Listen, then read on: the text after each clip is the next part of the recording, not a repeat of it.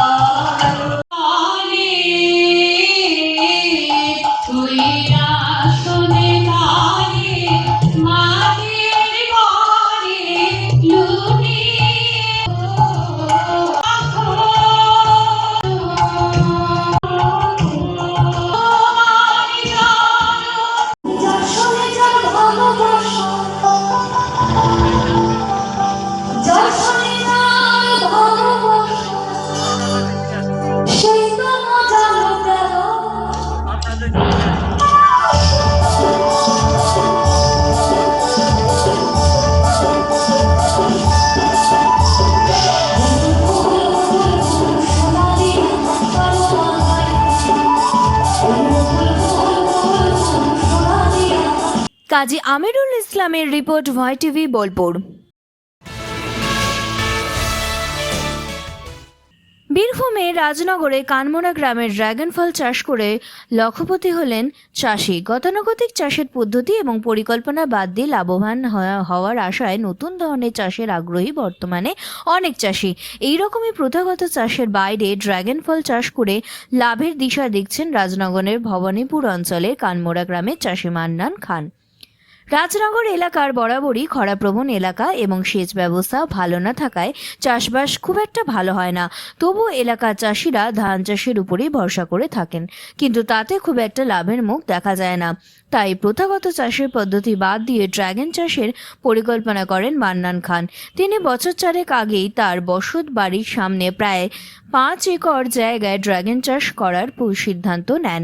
তিনি রানাঘাট থেকে ড্রাগনের চারা আনেন এবং প্রায় 15,000-এর মতন ড্রাগনের চারা তার ওই জমিতে লাগিয়ে ড্রাগন চাষ শুরু করেন। এই বছরের পর থেকে ফল পেতে শুরু করেন। পুষ্টি, গুণ এবং আকৃতিতে বাজারে ড্রাগন ফলের ব্যাপক চাহিদা রয়েছে।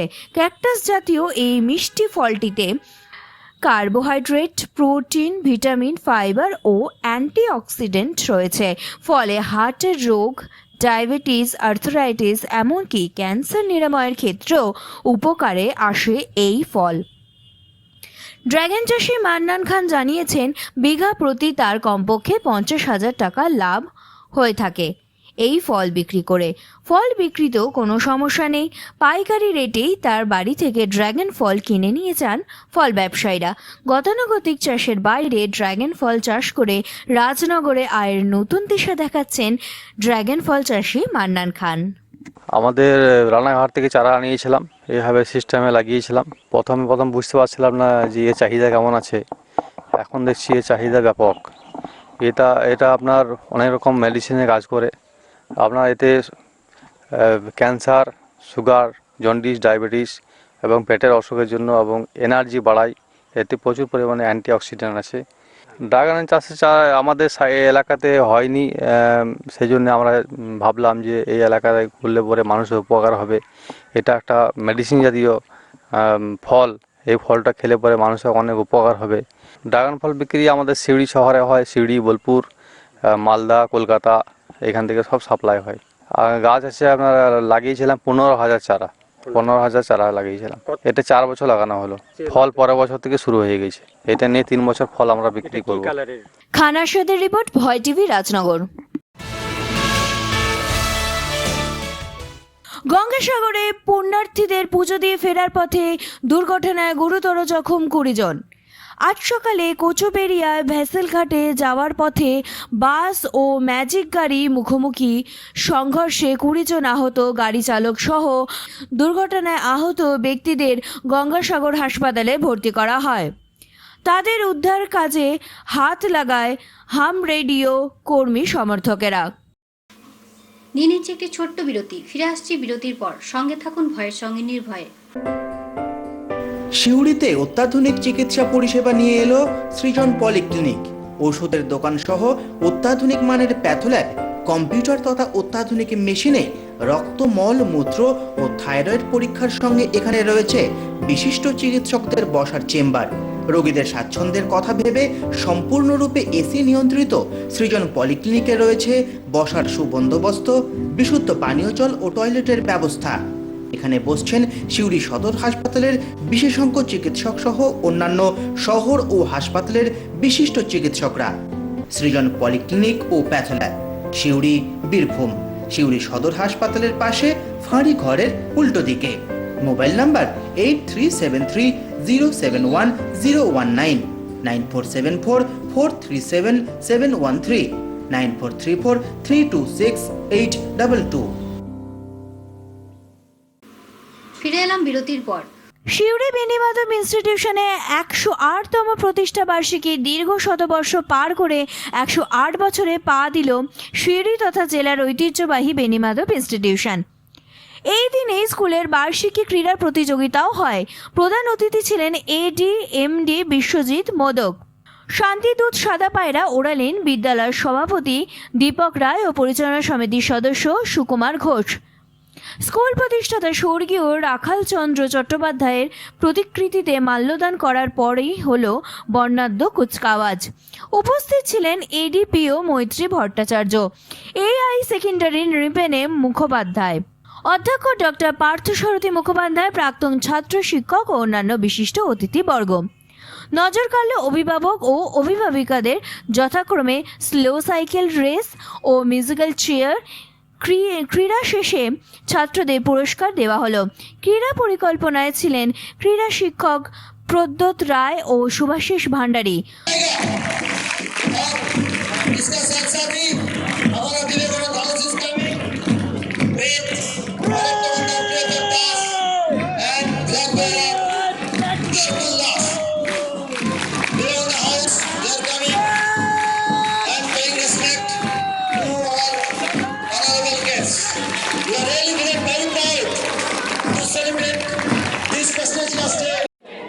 দশই জানুয়ারি 2024 আমাদের সিউড়ি বেণীমাধব ইনস্টিটিউশনের 108তম প্রতিষ্ঠা দিবস।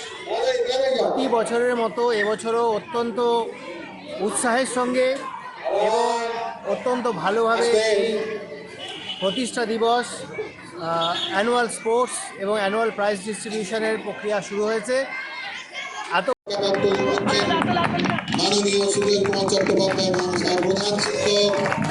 মোহাম্মদ আমিন নাসির ও পতিত পাবন বৈরাগ্যের রিপোর্ট, ভয় টিভি, সিউড়ি।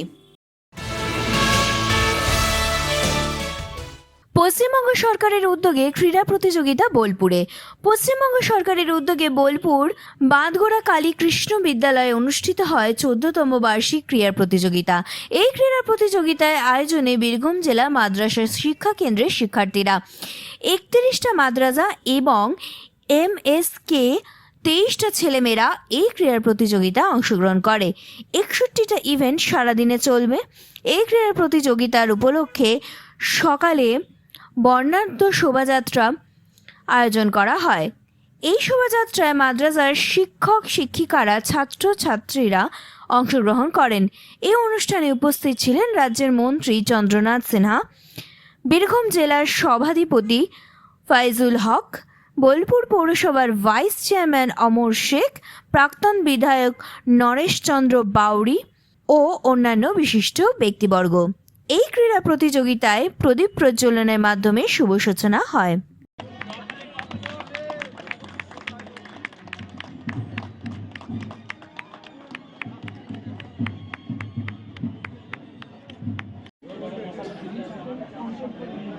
চলুন আপনাদের হাতে বসা পরিকল্পনায় আমাদের দিচ্ছেন আমার সম্মানীয় অতিথিরা আছেন বসা স্থাপন করবেন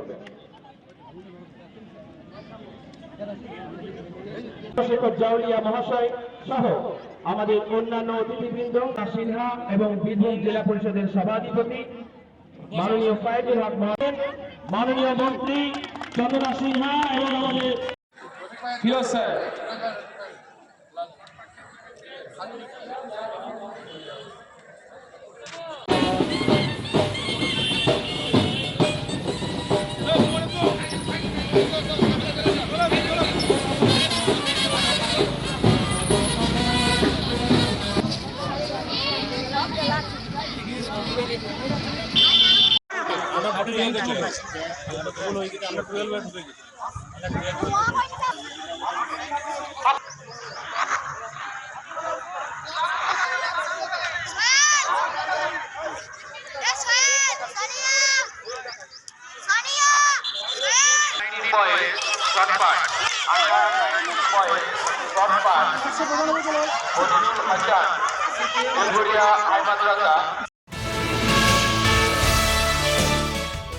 বুধবার দিন ভোর সকালে কুয়াশাকে উপেক্ষা করে কয়েক হাজার পুণ্যার্থীদের সঙ্গে পূর্ণ স্নান করলেন দিলীপ ঘোষ। দক্ষিণ 24 পরগনা জেলার গঙ্গাসাগর কপিলমুনি মন্দিরে কুয়াশাকে উপেক্ষা করে কয়েক হাজার পুণ্যার্থীদের সঙ্গে পূর্ণ স্নান। কপিলমুনি মন্দিরে পুজো দিলেন পুণ্যার্থীদের সঙ্গে মেদিনীপুরের সাংসদ দিলীপ ঘোষ।